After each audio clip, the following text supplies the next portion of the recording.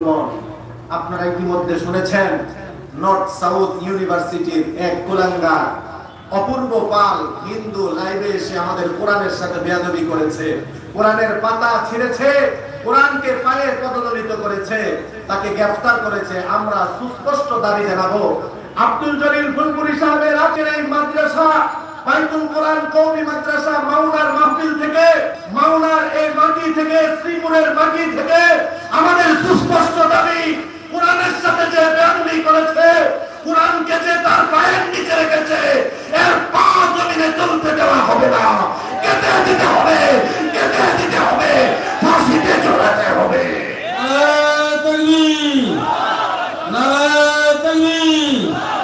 আল কোরআনের শত্রুরা, আল কোরআনের শত্রুরা, নারায়ে তাকবীর।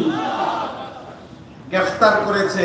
এখন দু চারজন বলতেছে, প্রশাসন বলতেছে ছেলেটা পাগল, মস্তিষ্কহীন, তার কথায় আপনারা কিছু মনে করবেন না। মনে করছে আমাদেরকে যা বলবে আমরা তাই বুঝবো।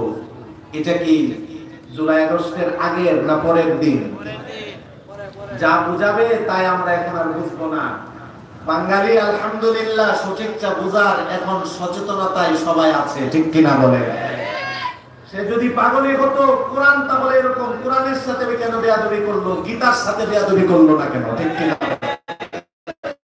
পাগলই যদি হতো বাইবেলের সাথে কেন বেয়াদবি করলো না, পাগলই যদি হতো মহাভারতের সাথে কেন বেয়াদবি করলো না, ওই কিতাবগুলোর সাথে বেয়াদবি করেনি, ভিন্ন ধর্মের ভিন্ন ধর্মী কিতাবের সাথে বেয়াদবি করেনি, কোরআনের সাথে বেয়াদবি করেছে।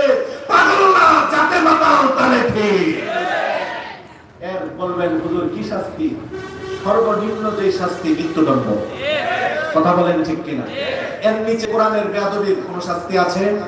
জোরে বলেন আছে?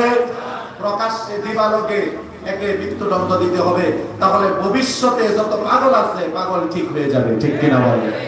আল্লাহর এই কোরআনের হেফাজতের দায়িত্ব